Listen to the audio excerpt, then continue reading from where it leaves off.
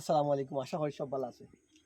আর বিষয় হলো আজকে আমরা পুরাতন একটা সৌর বিদ্যুতের রিপেয়ারিং কাজ করাতেছি, যেটার সবচেয়ে বড় সমস্যা হইল এই বর্ষার মৌসুমে আবাদে প্যানেল থাকি চার্জ হয় না, কিন্তু ব্যাটারিটা চার্জও দিলে চার্জ দিলা অ্যাসিড দিলা দেওয়ার পরে 2-4 দিন 7 দিন চলার পরে আবার যায় গিয়া, কিন্তু কিতা লাগি যায় এটার কিন্তু আমরা সঠিক তদন্ত করা আমরা সম্ভব হয় না। আমি হঠাৎ করি ই যে মালিকের বাড়িতে আইছি, আইয়া আমারে কইছেন বলে কয়েকদিন চলে, এরপরে আর চলে না।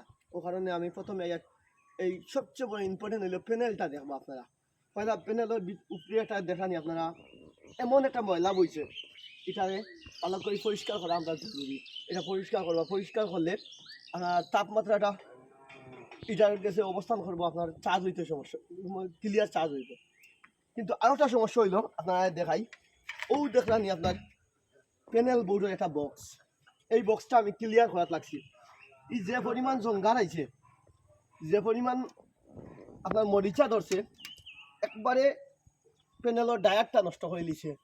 এখন আপনারা কিতা করবা, এটা পুরা সমাধান কিতা?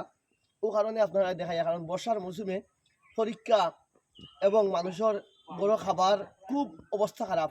আর বিশেষ করে কিতা জানি, আমরা যে পরিমাণ বিদ্যুৎ পাওয়া দরকার এই পরিমাণ আমরা বিদ্যুৎ পাওয়া সম্ভব না। বিশ্বর সব জিনিসের সংকটের মোকাবিলায় আমরাও এই সংকটের ভিতরে পড়ে গেছি।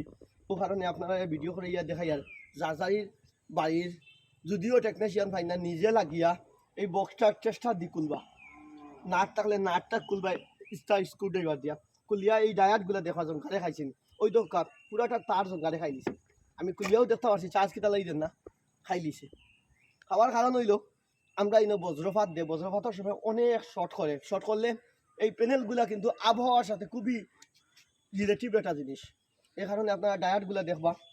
এখনও সম্ভবত আমি পরিষ্কার করি, আমি এটা জিনিসটা চেক করবো, এর বাদে আপনারা কইয়ার এটা সঠিকভাবে হইব। হওয়ার কারণ হইলে এটা জঙ্গারে খাই লিছে, এলে আপনার কুলিয়া সম্পূর্ণভাবে আবার নয়া করিয়া কেবল গ্যাস খাটিয়া প্লাস দিয়া আপনারা নতুন করে তারটা বাঘরিয়া আপনারা নতুন করে লাগাইবা।